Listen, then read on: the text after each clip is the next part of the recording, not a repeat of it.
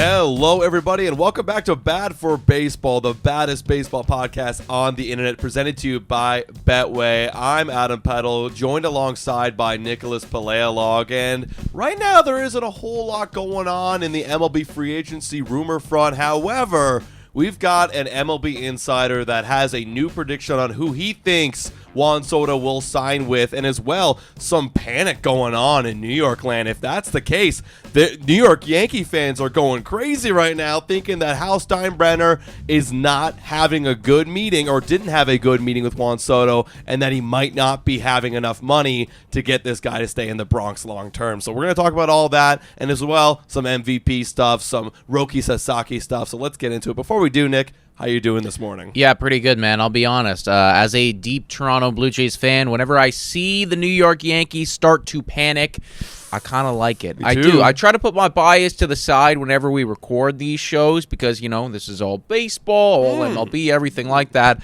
But the bias does seep through eventually. And seeing the New York Yankees posting memes about how, you know, you were telling me how they had, you know, SpongeBob memes, looking out, watching SpongeBob and Patrick, like, have a lot of fun. And then you got them inside as Squidward looking out, being like, we cannot get in on this right now. All of this makes me feel good. I saw a video the other day, actually, where this was actually hilarious. You answer the question, too. The question was to New York Yankee fans, and they were actually very, very split about this. They said, you can sign Juan Soto to a 10-year deal, but you also need to sign Daniel Jones to a 10-year deal.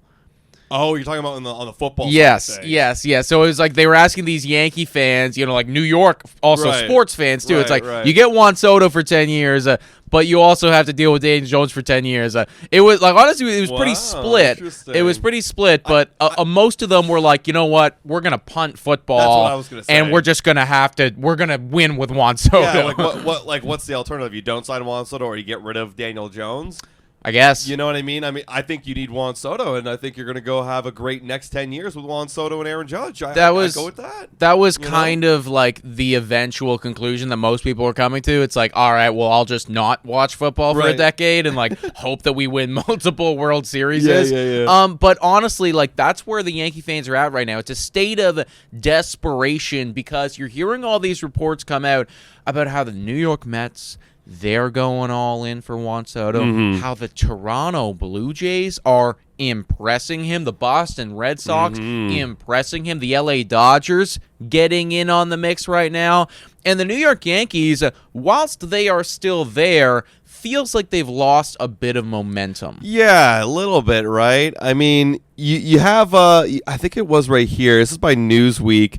Hal Steinbrenner came out and, like, kind of talked about the meeting, and there's so many quotes, but I'll sum it up for everybody here. The general consensus was, I had an okay meeting. Like, you're hearing all these great meetings with the Jays, with the Red Sox, with the Mets, but the Hal's meeting was, it was good, you know, and then he kind of, like, you know, got off the topic and was like, our fans really enjoyed having him here in New York. Enjoyed? Past tense. Having him, past tense. Yeah, he was definitely a significant part of going to the World Series. But he did say it is a priority to get him back for sure. But he was talking about the past, and I think a lot of fans were like, "Oh, what?"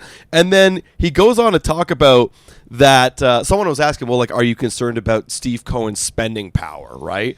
And he said, not only just Steve Cohen, he said, I could say that about a couple owners too, or corporations for that matter. Corporations, if you guys don't know, the Rogers Communication Company owns the Toronto Blue Jays, $10 billion company. To continue the quote, that represents ownership group. So, I mean, of course it's a concern. So you got a lot more past tense and worry about the Juan Soto thing rather than encouraging things and progression and getting them back. So I think that's where fans are starting to freak out a bit. Yeah, I get it too, right? Like, that doesn't instill me with a whole lot of confidence if I am a New York Yankee fan thinking, like, we need Juan Soto to come back to the Bronx. And you do need Juan Soto to come back to the Bronx, right? Like, the word on the street really is, like, well, if you lose Juan Soto, what is this team looking like anymore? You have, you still got Aaron Judge and you still got Garrett Cole, and they are still very good, but they're getting up there in age. And eventually there's going to be a time period where Aaron Judge isn't hitting 60 home runs, but now it's down to 40, and then it's down to 30, and then it's like, right? No, but seriously, right? Like for them, they need him right now to hit 60 bombs year in and year out, and they need, Garrett Cole to come back to form and probably throw 200 innings of Cy Young caliber ball to get themselves back to the level that they were a couple years ago, assuming that Juan Soto was not going to come back to New York. So to hear this from a New York Yankees fan standpoint, I can totally respect and appreciate why you guys would be worried. Now, on the flip side of things, though, and you always got to, look at it from the, the GM standpoint, what is he supposed to say, right? Yeah. Like, you don't want to go out there and be like, well, we need to get this guy back or we're cooked. Because then it's like, well, if we don't get him back, like, what, we're cooked. or at least if the meeting didn't go, let's say the meeting didn't go great, or maybe not to his expectation, just like, maybe just say, hey, we're doing everything we can right now. We had we lie a little bit, we had a great meeting and we're going to do everything in our power to get this guy back in New York, something like that. But the way he went about it was very, I guess, honest. And I guess that is worrisome, right? That is worrisome. It just feels like he's setting the fans up for failure so that when it does happen, or if it does happen, that, the blow isn't going to be so bad. And obviously, if you're a Yankee fan, you don't want to hear that at all. You want to know, we're going to get this guy. Well, when you traded for Juan Soto, the general consensus, again, was like, oh, they did this so that they can have him in New York for a year. They can go on a deep playoff run, and that will convince him enough to go, damn, I want to be a Yankee for the rest of my life. And everything happened that way, right? Yeah. He had a phenomenal year. I mean, hell, tonight the MVP award's coming out. He's not going to win it. It's going to be his teammate Aaron Judge, but he's third. He'll finish, he'll finish in the top three. Right? So, and then you go on to the World Series. You don't win it, but at least, like, you went that far and you showed him what you could do. And had you won it, you would have been the World Series MVP. Been the World Series MVP. So, I mean, again, everybody, I think we can all agree that Juan Soto and what he brings to your baseball team is, just something that you can't get from the everyday player. No. And it's very possible grow on trees. Exactly. It's very possible that, we're not going to have somebody of this caliber hit the free agency market for another decade, 2 decades, right? Like, this is rare. You don't see a 26-year-old who's already hit 200 home runs and has won a World Series and done all this shit hit free agency. That does not happen. That's just not a very, very rare occurrence. So obviously you're getting Steve Cohen, and obviously you're getting Edward Rogers, and obviously you're getting all these other teams right now who are, really going all in on Soto. And I would imagine that, Hal, he's feeling the heat a little bit. So, I mean, if you are the New York Yankees, I think that you need to get Juan Soto back. But if you don't, then there's got to be some type of strong contingency plan here. Yeah, what would they go and get? Like Pete Alonso, and then some. Maybe Pete Alonso and Max Fried, Pete Alonso, and you know what I mean. Like, there's got to be some type of. You need hitters, because they're losing Juan Soto in this scenario. They've lost Verdugo. They're losing Gleyber Torres. No Anthony Rizzo. I think there's one other guy that in their starting lineup that they're also losing, but that's a lot of pieces right there that aren't coming back to the Yankees. So you're going to need multiple bats, to fill out those guys you lost, but to make up for whatever production Juan Soto would have gave you. I also really think that it's crucial for the New York Yankees to have their prospect system start to deliver a little bit of stuff. Now I will let's be very clear. Luis Gil, Rookie of the Year. Great. Right? Yeah. I mean, they had 2 Rookie of the Year candidates right there. Right? So, there's definitely some benefits here, but we got to see Jason Dominguez. We got to see the Martian come up. We got to see some more from Anthony Volpe. Yankee fans were telling us, Blue Jays fans, that Anthony Volpe, after his rookie year was going to be better than Bo Bichette.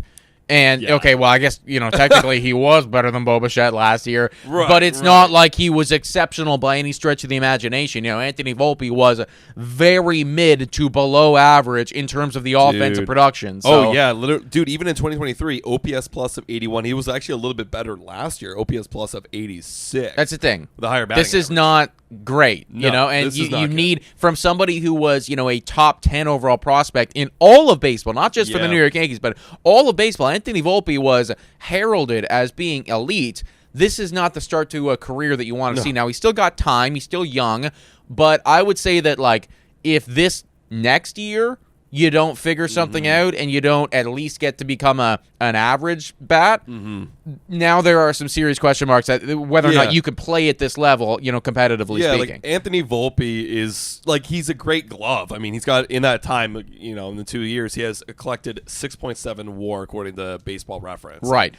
Like, incredible glove, Gold Glove winner, right? But yeah, the biggest need right now for the New York Yankees, other than probably bullpen help, is a lineup. If you're losing Juan Soto, exactly, because you could quickly see 2023 when they didn't have anybody else other than Aaron Judge, and then even when Aaron Judge got hurt, like, that lineup was just terrible. That's the thing. Like, I know that Aaron Judge is phenomenal, and he is going to win MVP, as he is absolutely, I guess, deserving to do so, but relying on that guy to hit 60 home runs every year, I just don't think that that's a winning strategy, because there's going to come a time where he misses half the season, or there's going to come a time where they're just not flying out of the ballpark, and it's just not his best overall, and that's going to happen, right? There is an element of luck to hitting all those home runs when you hit that fucking many of them. So I mean, there just got to be more from this Yankees team. You're right. They got to refresh too, like with the youth, because you're already seeing the fall off of Anthony Rizzo's done now.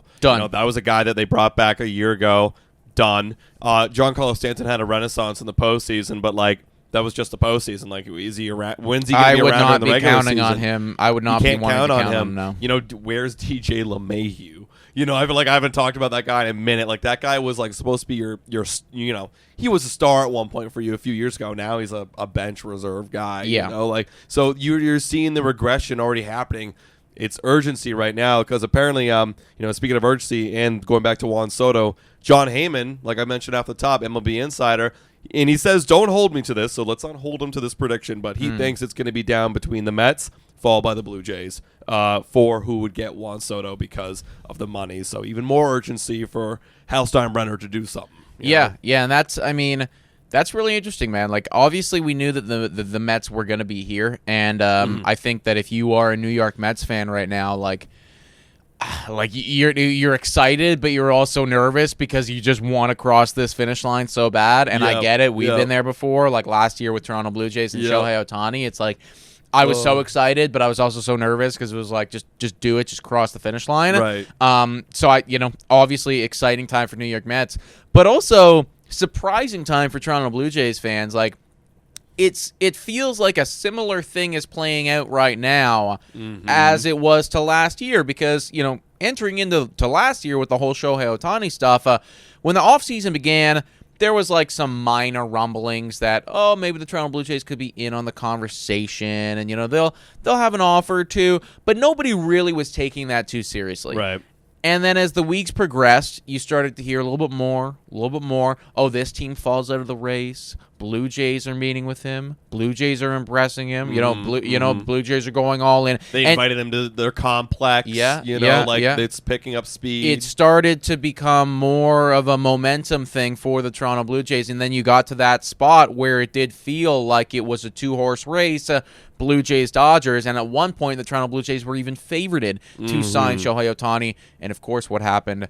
They got snaked out. And it does feel like there's so many similarities right now with this Juan Soto stuff, because as the offseason began a couple weeks ago, wow, Blue Jays will field an offer. They're not very serious. We don't think he's going to come here. Yeah. And now it's like, well, you're seeing the Yankees fall out a little bit. You're seeing people start to look at the Toronto Blue Jays as a more serious contender in the Soto sweepstakes.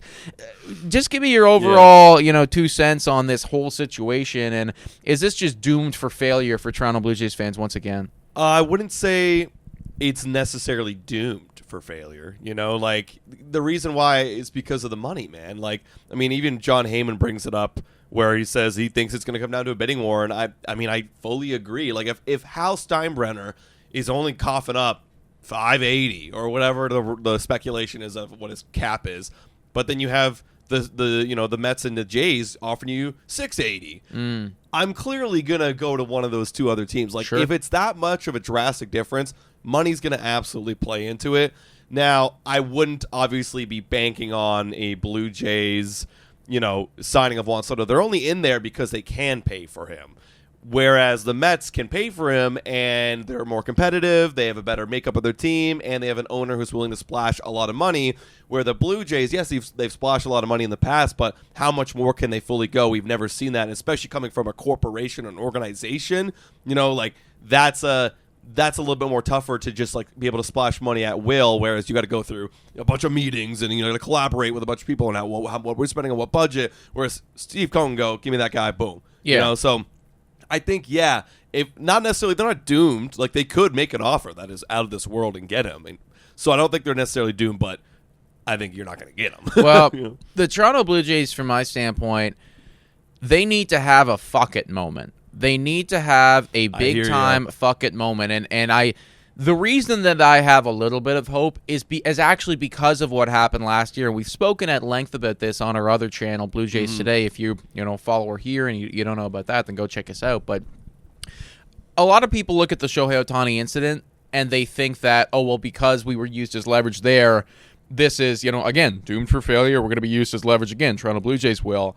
I look at what happened with Shohei Ohtani and I look at it on the flip side of things, and I think that's actually a good thing because if there's any type of learning experience or something where like you went through this and now you know how to operate better, like it's that. And the Toronto Blue Jays were right there. They were right at the finish line. They know what it felt like to be used as leverage. So I think that the Blue Jays have a serious shot if they have that fuck it moment, which is we don't want to have that happen to us again. Right. And that's actually not got to come from the GMs. That's got to come from Edward Rogers. And Edward Rogers, the guy with the paycheck, has got to make the decision of I wanna be the hero of sports in Toronto. Because if you bring this guy in, you are. That's everyone's gonna look at you like the guy that brought in Juan Soto. I know you missed out on Shohei Ohtani, and that was very embarrassing. But everyone forgets about that. If you bring in Juan Soto, we forget immediately, right? So if you have that fucking moment where you decide, I'm not going to let this happen to me again, I'm not going to get embarrassed, I'm not going to be used as leverage, we are going to get him, then I think you got a good of a shot as anyone. Yeah, and he's got to be in it. He actually was meeting with Juan Soto, apparently meeting with Juan Soto the other week. That was with Shohei Ohtani. Yeah, we didn't know who. That's what I'm saying. Like, apparently speculation is that he's also going to be in on these meetings as well, right? Yes. So if he's there, good. That's a good sign for the Toronto Blue Jays. But again, if you were to bet your life on it, I'm probably going New York Mets. Yeah, I am going New York Mets. Yeah. We've seen it in the past, right? Yeah. Steve Cohen has been capable of doing all this. Now, I do want to bring up the LA Dodgers in all this because they just recently got into this conversation. Yeah. And they are having a meeting with him, and everybody seems to be selling them a bit short in this whole race. But if you want to talk about a team that's gone out and done it before, like if that's what we're saying is, kind of, instilling us with confidence, no one has been able to go out and get more free agents than the LA Dodgers have. No, what are your thoughts on them joining into this conversation? Man, my gut wants to go to saying, well, no, you're not going to be able to cough up another $700 million contract, but maybe the Shohei Ohtani investment's already paying off. And they can go and get a Juan Soto type of investment. I'd like to believe that they're going to throw in their offer, and they're meeting him this week just to meet him. You know, they want to see, well, this is what we'll do. This is our plan. If we were to bring you over here, are you interested? Because that's the whole meetings were last week, and the week before that was no offers being out on the table, just, hey, this is our team, this is what our plan is with you, this is what we'd offer, and just getting to know the other side. So I think that's kind of what it was. I don't think it's necessarily them being like super uber aggressive, but I feel like I don't think they're going to be in here too long, just because I find it so hard to believe with the amount of holes they have in their pitching staff, and they already have Freddie Freeman, Mookie Betts, Shohei Ohtani, all these guys lock up to major contracts. I can't fathom a fourth guy in that mix. You know what I mean? I mean, it is tough to fathom, but if any team is capable of doing it, it would be the LA Dodgers, right? And obviously, I don't need to to go into detail as to how scary that lineup would immediately become if Juan Soto is added in. It's already the scariest lineup in baseball. You add in, another MVP candidate. It's like, well, what is this? If I'm the Dodgers, or if I'm a Dodgers fan, I'm just waiting until postseason. Seriously, yeah. Like the regular season. Don't just even warm need. up, Yeah, don't need to watch the regular season. Like the real baseball starts come October. What would that even lineup look like? Shohei's leading off. Soto 2. Betts 3, Freddie Freddie 4. Like that's just Will dumb. Smith 5. Oh my god, yes. I don't know. After that, who cares? But like, I made a video on our Bad for Baseball social media, and I put it up on YouTube. And again, a lot of the comments are coming from Dodgers fans saying we don't want him. They would rather have Teoscar Hernandez. That's crazy to me. That's privilege, I would say. Yeah, no, I don't understand that at all. Like, and I think the second that you do get this guy, if he did come to LA, like that would change immediately. At the end of the day, like if they're talking about it in terms of like a monetary standpoint, we don't want to invest that much money. Who cares? It's not your money, right? That's right. It's not your money. And again, Shohei could literally be paying for it. Shohei's advertisements attached to him could literally pay for Juan Soto. Yeah. It might be right. And you talk about the pitching, the whole pitching staff thing with the LA Dodgers. Keep in mind, they're probably going to get, a maybe Cy Young candidate for like $2 million a year very soon. Oh, yeah. In Roki Sasaki. Oh, yeah. That guy's going to cost nothing at all and is most likely going to go over to the LA Dodgers. Now, I know that we had something that we wanted to discuss here with the hosting with Roki Sasaki. You want to tell me a little bit about that? Yeah, so Roki is actually no longer going to be classified in the 2024 international signing class. So the signing classes go between January 15th and December 15th, and then there's that off break during the holidays. So he's actually not going to be signed before December 15th. Why? Well, because, we were looking at the other day, the international signing pool that all the teams had for 2024, there was like nothing there. The highest one was the Dodgers at $2 million. But if he just waits until another month from now, then he can get up to $7.5 million. A lot of teams have, that's their cap, $7.5 million. Some have $6 million. Some have, you just get a little bit more. And it makes more sense. It makes a lot more sense for him, Absolutely. Like, wait a month, I'll get like triple the money I would have got. Absolutely. Okay. Absolutely. And funny enough, the Dodgers still have a lot of money in that, and they still have the max. So if he still wanted to be a, Dodger, he could be. So that it makes a lot more sense. So that's the update on him. Do you think still Dodgers, does that change anything for you? Doesn't change a goddamn thing, man. Unless there was some team that had, again, triple that.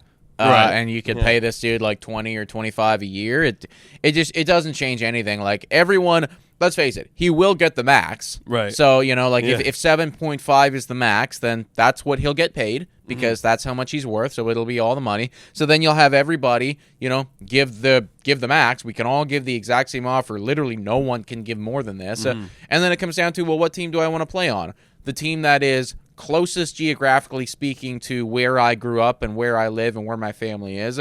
Also the best team in baseball, and also the team that has, the superstars that come from where I live as well. Right. Which is the LA Dodgers. Like, I just, like, there's no reason at all to not go there if I was him. I'd be very, very shocked if he went somewhere else. Yo, actually, okay, so as you're saying that, I just pulled this up. There's apparently a little bit of drama going on with Roki. And I saw this when I was looking up the news this morning. So Dodgers are facing allegations of handshake agreement with Roki Sasaki. Like, meaning that behind closed doors, they've been like, hey, I know you're not posted yet, but, like, we're going to sign, right? Right. And so this is, I'm reading this right now for the first time. Per Ken Rosenthal of The Athletic, front office executives have wondered behind closed doors if Sasaki has already agreed to a deal with the Dodgers. And even if it's a handshake variety, Sasaki's agent, Joel Wolfe, has denied these allegations. And then Joel Wolfe come out and saying, in reality, this is poor sportsmanship to think that there's this type of agreement in place. So why are these MLB executives coming out thinking that the Dodgers have already agreed to a deal? Are they trying to stir up some shit? Or is that illegal? Like, that would be a problem? Yeah, apparently. Because he's got to be, like, fully posted. Right. To, like, it's like the same thing when the postseason hasn't finished. If you're like, hey, like, I know I can't talk to you right now because the postseason's still going on, but like, we're gonna sign together, right? Yeah. No, I get that. Let's keep in mind though that does happen. with a lot of people, Right. even though it doesn't get reported on. I think what we're hearing right now is that probably something similar to that did get done here, most likely. And all the MLB teams, when they're talking to Roki, are realizing this guy, we have no fucking chance. Right. Like, it's like that we have no chance at all. And now they're like, oh, well, he's obviously going to go to the top, which he's going to anyways. Like, he's going to anyways. So, I mean. So you just, like, pull it up, and that's what I'm wondering. What if it's like a Hail Mary of being like, these guys are cheating again, or whatever. That's the only chance you have. Like, he's going to go there. Everyone knows he's going to go there. Yeah. Literally, everyone knows that he's going to go there. So, yeah, there probably is some sort of handshake agreement behind closed doors. Like, if you can prove it, great. Right, You'll never be able to, though. No, There's just no way that you'll ever be able to prove it. So no, just like throw allegations and hope that one sticks, I guess. Yeah, but he's going to be an LA Dodger, and he will be an LA Dodger for now. What I guess is $7.5 million. So that's going to be an incredible addition for them for that rotation. Yeah, and thinking about the rotation too, you are going to get Ohtani back. You get him, and then you have Yamamoto and Buehler. Or not Buehler, excuse me, Glasnow. Yeah. That's already a great base right there. Absolutely. Yeah, you know what I mean? Like, fair. that's, and then, like, if you have any prospects, you want to trade for somebody, like, okay, you're good. Yeah. So, like, I think they will be fine. Like, with their, I really do. I think they will be fine. I mean, they did it without barely a rotation last year. That's the thing. They literally did it without those guys. And now they're going to add Shohei Ohtani. They're going to add Roki. And then, assuming Tyler Glasnow will be healthy for the whole year, they'll have that guy in. That's a whole other conversation. Like, Glasnow can't finish a year, eh? Like, this guy can he never finish a full season of baseball. No, he can't. Kind of It's crazy. just Like, impossible. very talented guy. That's why he got paid the money he got paid. But, like, kind of crazy when you look back and like, yeah, you're committing all those dollars to a guy who's like never had a full MLB season. He'll max out at 160 innings and like no more than that. Finish the season. Just season-ending injury. no more than that. Yeah, exactly. Like kind of wild. Well, he's one of those flamethrowers, right? I don't know if like the velo's got anything to do with it because obviously there's other guys who can throw that hard and can finish the season. But I mean, like I guess for him, his body, when you're gassing it up to 100 every other pitch, because he is mainly, from my understanding, like we just work off the fastball, right? It's like so fastball and a big curveball. I remember when he played with Tampa Bay. So I mean, if you're just like literally tossing 100, 70 times a game, I guess that catches up to him. So. And then he has a injury history. I mean, all different injuries too. Like there's this one injury after the sticky stuff got banned, and he actually blamed like Rob Manfred, being like, you can't ban it mid-season because that's why I got hurt, because like I had to like use other muscles in my arm to like make up for that, and like so I guess I get that. I can totally picture how that would be a problem. Right? Like so, maybe he. Yeah, because literally, total side note, we're going to have a video coming about this later, like shorts. We were throwing the basketball, seeing how fast we could throw a basketball today. Imagine if you had sticky stuff, like, on the basketball, so I didn't have to, like, grip it as hard, and I actually hurt my wrist doing that. Sure. I should have, like, a sticky stuff. And it'd be 100%, right, because that thing was flying off to the side. Like, I couldn't fully, like, grip it all the way through. And then I was, like, overcompensating for, like, different muscles. Yeah, no, I could say. Of course. Totally different, but. Yeah, totally different, but same. But same. It's like the similar shit would go on with the MLB players, right? And especially even more so when they're throwing it that freaking hard. Yeah. So, yeah, no, I completely agree with all that, dude. LA Dodgers should be once again looking pretty good. And if they do get Juan Soto, that would just be absolutely insane. That would be crazy and unfair. Guys, let's give a real quick shout out to the sponsor of this podcast. It's Betway. Hit your picks and knock it out of the park with Betway. Scan the QR code on the screen or click the link in the details to join the action. Available in Ontario only. Must be 19 plus. Please play responsibly. We got another football game tonight, and it's going to be a pretty interesting one because you got the Pittsburgh Steelers going up against the Cleveland Browns. I almost said Guardians. Jeez. 8-2 Pittsburgh Steelers up against the 2-8 Cleveland Browns. Steelers, they're bad. Yeah, they're super bad. Steelers, though, are very, very good. They play a different style of ball than anybody else in the league. You can say that assuredly. Winning against the Ravens off of 6 field goals, which is just insane. Money line, Steelers 1.52, Browns 2.6. What are your thoughts on this game? Well, I think that the Steelers will win, although we were talking to a Steeler fan that we know, and he was saying, like, if there's any trap game that we have, it would be this one. They are in Cleveland, and I actually could see a strong reality where Cleveland pulls this one out. It's a divisional game. Right. They got Jameis in right now. That guy, it's like, if he just, completely disregards everything, which he does do, slings it, and, they get a couple improbable completions, it's like, oh, okay, shit, like, game is totally flipped on his ass. Right. That being said, am I willing to bet on it? Probably not. Actually, I think like the best thing to do on Betway as well, they have these like player specials, player props and stuff like that. I was looking at one where they have this special where it's like both Russell Wilson and Jameis Winston to get an interception. And I was like, oh, okay. Like I kind of like that. And I think it was like 3 times your money type thing. Wow. So like both those guys to get a pick. Russell's thrown 1 this year? 2. He's thrown 2. He's thrown 2 in 3.5 games played. Okay. So and both of them have come in the last 2 games. Yeah. So I mean, that Cleveland Browns defense can be pretty stout sometimes. So if they can get after him, if Myles Garrett can get after Russ, put some pressure on, maybe he throws one. Jameis is money for one. We know it's going to happen. Yeah, that's what I'd be putting my money on because like I'm looking at the spreads, I'm looking at the money line, and like I don't feel confident in a Steelers game. That's the thing, right? Like literally anything can happen at any given point. Because they could. If they score a touchdown, the line is like completely drastic. That's the difference with the Steelers this year. When they score touchdowns, they blow teams out. When they don't score touchdowns, it's very close because it's all field goals. And also, too, like,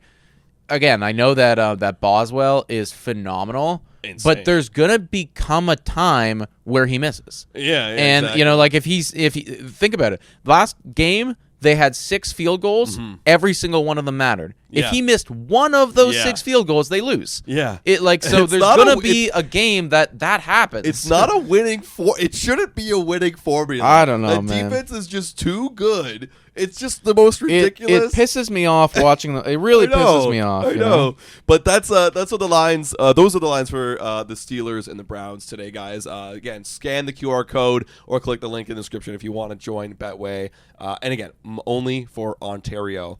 Let's move on. Let's talk about this little thing that we talked about months ago, but it's coming back up and it's being solidified right now. MLB is going to be testing robot umpires at 13 spring training ballparks hosting 19 teams. So they're doing it. It's official. Rob Manfred actually said a quote today that he's saying, let me read the quote here. I would be interested in having it in 26, referring to the fact that robot umpires would be all across MLB during the regular season. Great. So I'm fully supporting of this. And to a lot of people's, I guess a lot of people are kind of like misinformed of what exactly robot umpires mean. You're not getting rid of the guy behind the plate. It's going to be like a challenge system where a team will get, let's say, 2 or 3, different challenges a game. And I don't know if you can retain it or not. I feel like you couldn't retain it or else you'd just be challenging the whole time. Because like, players are pretty confident whether it's a ball or a strike. So at one point in a game, a player can tap their head and get a call overturned. So yeah, and I love that. I love that. I love it. I watched a video on Twitter or TikTok the other day, and it was like the 10 worst calls of the 2024 MLB season. Yeah. Right? And you're looking at shit like it started out, I think, with like, balls 5.5 inches off the plate. Yeah. And like the last one, the worst call of the year, it was almost a foot away. Yeah. Like legitimately, like so far outside. Like this is not. How is this being fucking called right now? Yeah. Like this cannot be. This is laughable in a major league sports game. Like it's embarrassing, So yeah, like you're still gonna get borderline calls. That's still gonna be a thing. That's part of the game, Exactly, that is part of the game. But I think that this challenge system and the robot umps are gonna cut out the bullshit calls. And that's great, like it makes it a lot more fair for both squads, and you get to choose whether or not you want to challenge it or not. So like there's also that element of strategy. It's like, okay, well, are we confident that one was a strike or a ball? Do we want to, you know what I mean? Like, so there's that whole element too, where like you got to like strategically do it. Kind of adds that. Do we know if it's going to be the batter or the manager that does it? So I think it's the batter. That's the thing.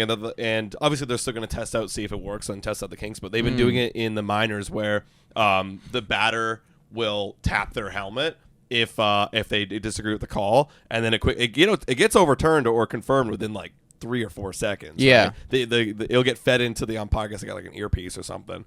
But yeah, the batter will do it. I kind of hate that, actually. I think I would prefer it if the manager did it, because that would be like an element of like it'd be a way to get the managers more involved in Right. baseball, because I mean, like, let's face it, like I find like the managers, they just sit there and they chew on their sunflower seeds and they don't and they yell at people. Yeah, they yell at people and stuff. But this would be like an actual like strategical thing where it's like, Right. like, like we got to know when to call it and whatnot. I could see it. Well, they probably don't want that, just because I'm thinking about their perspective, because it's like might take a little longer, because I can see where they have to look at the batter, because the batter would probably tell the manager call it because they have the best look at it. Whereas the manager, you can't really tell. You can kind of tell if it's like high or low. But see, that's the element that I like, because it will be Right. like maybe you'll get some managers out there that are just terrible Right. at, like Right. they're throwing the challenge flag all the time and we're missing all the time. Whereas like maybe there'll be a couple managers out there that have like a fucking eagle eye. Right. And it's like, bam, like I got you every time, man. Whereas like I think the thing is, I think a lot of that would have to come from their read of the batter's reaction. The batter's reaction will like, how like they always have, like when they miss a call in the field, they'll like point to the dugout. It might turn into the exact same thing, where it's like the players are there and they can tell you, like, immediately. No, I agree, and I don't know. I guess from my standpoint, I kind of would like that, but I'm not. You know what? Ultimately, like, let's try this thing out with the batters doing it first. We'll see how that goes. I think that the challenge system is great. And yeah, I'm just excited to watch it. Really, I was thinking too. I wonder if it's only going to be the batters. I was almost thinking, like, what if pitchers can do it too? Yeah, I was thinking that as well, right? Because that should be allowed. A big strike three call that is not called a strike, like challenge. You need to, right? Yeah, like I feel like it should work both ways. Of course, it should work both ways. Yeah, it shouldn't just be a one way thing. Yeah, like it's just advantage batter. Yeah, if I punched him out, like. And it's like I punched him out. Runners on the corners, 2 outs. The go ahead runs at third. Yeah. And we've seen that. Like I saw that happen multiple times this year, where it's like the pitcher's like walking off the mound, knowing that it was a strikeout and it's not getting called. It's like, what are you talking about? Man? Like that was there. Yeah. Right. And yeah, I would like it where they don't retain the challenge. So like when you do call for the challenge, it's like. It's a big moment. You have to save them for the big moments, and I think that would be fun too for fans, because you could see it in the stadium too. Like I want to see the pitch tracker coming in. Yeah, and, it'd be the like fans going crazy. In tennis where it's like they'll hit a thing and then it's like they'll follow the ball and then you'll get to see the exact spot. Like that's great. Like I love that. I think that's awesome. And then there's no debate either. It's like, all right, there it is. It's fucking a strike or whatever. I think it's great for baseball. That's good for baseball. 100%, man. 100%. Let's get to one of the final topics of the day, looking at some of these starting pitchers. Before we do, though, everybody, massive shout out to Greta Bar, located in downtown Toronto, guys. Honestly, like as the winter is getting closer and closer and closer, going inside, playing some games, doing that whole thing, like it feels very cozy in there. Feels very nice. Highly recommend you go check out Greta Bar, everybody. It really is the spot. It really is.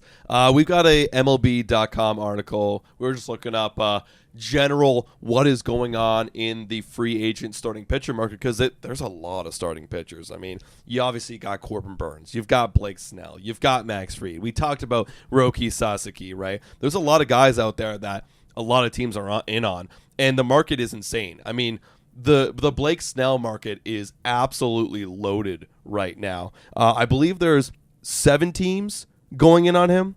No, Red Sox and Dodgers are in on Blake Snell. The Orioles are going to meet with Blake Snell. The Blue Jays as well. The Orioles have been reported to be in on like a lot of these guys, which is very smart from their standpoint, because they're going to need to get one of these guys to stay relevant. We were a little worried that the Baltimore Orioles were kind of just sitting idly by and waiting for things to happen to them. But as time ticks on here, it does look like they're going to be going more all in, which I think is the right play. They haven't been known to be a team that goes crazy and spends a lot of money, but they got a new ownership group too over there. And, with the core that they have, let's not forget as well, right? Like, I think we take for granted how good that prospect system still is. Like, you still got Gunnar Henderson, you still got Adley Rutschman. You're assuming and hoping that Jackson Holliday is going to become the guy that you think he could be. Yeah. Keep in mind, he was 20 last year, right? It took Guerrero a fucking long time to become where he is, right? So, I think a similar argument can be made for Holliday as well. They also got Kobe Mayo, who's coming up. That guy is a top 10 prospect in all baseball. Yeah. Then they got another guy named Samuel Basallo. He is 13th ranked in all of MLB. Yeah. So, like, the prospect system is still churning out elite players for them.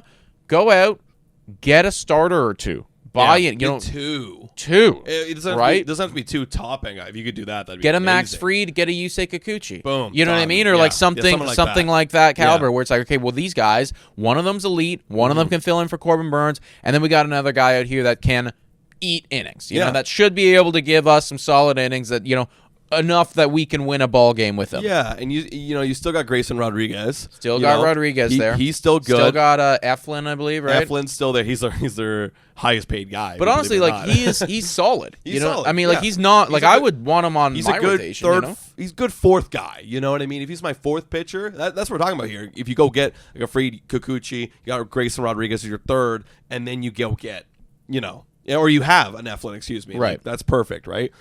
Speaking of Blake Snell, apparently the Dodgers they like Snell a lot. So if they go get Blake Snell, that feels like a great fit right there. Yeah, dude. I mean, the Dodgers are just going to... Again, they're going to continue to get better, right? Because I think about that Roki thing. Like, that's just such a blessing for them because it's, like, literally getting, like, the way that he's getting talked about is he's the best out of all of these people, exactly. with the age and with, like, the level of time that you'd have him on, better than a Blake Snell or should be at some point in his career. So the fact that they're probably just going to be getting that guy for effectively free and then they still will have the money to go out and get another elite guy. Now you're looking at that rotation and you're going, holy shit, this is like the best in baseball, right? Yeah, with Yamamoto coming into the second year and Glasnow and then Ohtani coming back and Roki and then Snell. It's like, okay, well, dude, Glasnow would be your fifth pitcher. Maybe, like that's great. Like assuming just I'm in tier ranking, right? I'm thinking about them all. Glasnow's pretty. I mean, we could get on a whole debate about that because Glasnow's great. Glasnow is great, but like. Actually, I saw a talking baseball clip about this. When a guy is hot, like when a starting pitcher is hot, who would you rather have? And it was like, and they were talking about like Blake Snell, Tariq Skubal, and all these kind of guys. And they were talking about like when Blake Snell is hot, he is one of the most lethal guys in all of baseball. Like when he's on. The strikeouts are ludicrous. No, I agree with you, man. Like Blake Snell, again, that is the thing about Blake Snell is because like there's going to be times where it's like it's walk city and we're just giving up runs at will, and then there'll be other times where he's fully unhittable. Literally untouchable. You'll get the good with the bad with him, but the good thing for the Dodgers is they have a lineup that can hopefully support them in those times where he's not that hot, and they also have a great bullpen and other starters too. Yeah. So like if you had Snell in the postseason when he's hot, that is mwah. Yeah. That's and perfect. if he's not hot,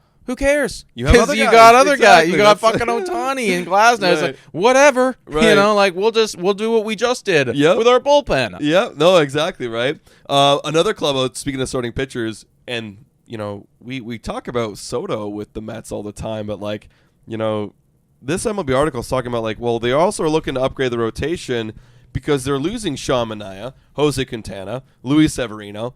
They don't have anybody left in that rotation after that. They need to take all their money and all their focus and put it at Corbin Burns. They can't be thinking about Juan Soto anymore. They don't have time for that. They gotta. How are you gonna listen? You can get Juan Soto, but if there's nobody to throw the ball for you, like who's gonna be out there throwing it? Is Juan Soto gonna throw it? No, you need to go focus on Corbin Burns. Okay. Here comes my Blue Jay bias. Here it comes. That's a better selling point for the Toronto Blue Jays. We already have a rotation. That's right. Built up for the next couple of years. And look, we're gonna also when we get we're gonna get all we need is go get Max Fried. Sure. And boom, bang. Your window's extended. Ooh, I like that because the Mets. It's like sure, I'll splash on that money, but like, are you really going to add 3 starting pitchers? Well, they might. They might. It's him. It's him, but like. That's kind of wild, you know what I'm saying? Of course it's wild. It is ridiculous. But again, if anyone's capable of doing it, like they're in that tier with the Dodgers that can just throw money around at will. So yeah, I mean, honestly, I would not discount the Mets to be able to go out and get Juan Soto and Corbin Burns and someone. Like that's just the level of team that they are. They got the money. But, from a Blue Jays fan standpoint, if you guys want to go take all your focus and put it on Corbin, you can have him. Go take that guy. Sure. We don't need that guy. We'd like that guy, but we don't need that guy. We don't need him. We do need Juan Soto, though. Yeah, we need Juan Soto. And then maybe a Max Fried. Dude, if that was the offseason. Sorry, Blue Jay fan coming in. If that was the offseason, we're all the way back. We're winning 100 games. That would be the greatest Blue Jays offseason in the history of the franchise. Yeah. Of the franchise. Yeah. Actually, I don't know what our offseasons were like back in 92 or, Oh, there was an incredible offseason. Again, I wasn't live back then, but incredible offseason in 91. I think this is when they traded for Joe Carter and Roberto Alomar. Right. We're going all in. Well, it would be at that tier level right there, where it's like, okay, we just made waves. And then you go win 2 World Series. That would be the idea right there, yeah. Also, I saw this report, before we sign off here, the Cubs, they want to trade away Cody Bellinger. I guess that's just like not working for them. Cody Bellinger, man, like you want to talk about somebody who's, great when he's hot and terrible when he's not, like that's effectively who Cody Bellinger is, right? Yeah. Like, what a wild career this dude's had. It doesn't make any sense. It's like he forgets who he was the previous year, and it's like, let's roll the dice. It's like you're literally rolling the dice. What kind of year is Cody Bellinger going to have? Sure, right? yeah. Like he's had lowest of 500 OPS to a high of 1,000. Actually, I'm looking right here. Oh my God. This is wild. Okay, so he's had 1 year of an OPS starting with a 5, one of it starting with a 6, 2 of it starting with a 7, 2 of it starting with an 8, 1 of it starting with a 9, and 1 of it starting with a 1. How inconsistent can you be? That's about as like that's literally everything. Yeah. You know what I mean? Like that is the entire threshold of outcomes, and you have managed to do all of them. Roll the dice, spin the wheel. Don't know what I'm getting out of them. It's exciting, but it's just a lottery ticket. And I think that's why they want to trade him, because he's getting looks like $24 million next year. And he picked up the player option, so it's like, I mean, I don't really want to spend. Would you spend $24 million on a roll of a dice for Cody Bellinger? I don't know, man. Like I would if I was a team that didn't need to rely on him. Yeah, that it was like a complimentary thing. 27.5 million. That is a lot of money on a lottery ticket, because that is all it is, right? Like it's a lottery ticket, and the guy might actually be terrible. I probably wouldn't, and I feel like more times than not you're gonna be disappointed with that, because like when you really think about it, who a $27.5 million player should be, like it needs to start OPS, needs to start with an 8 at minimum. And honestly I would hope that you're getting into a 900 level OPS, right? So I think more times than not you're gonna end up being disappointed with him. Granted, he does have really good defense out there, so I don't know if you value that, then that's something. But hey, I get it. I get why they want to trade him. You could be a New York Yankee. How about that? There you go, Yankees. You missed out on Soto. You get Cody Bellinger. Wow. Yeah. I mean that could definitely be a New York Yankee. Actually, I could see that. I genuinely could see that. First, play some outfield. Yeah.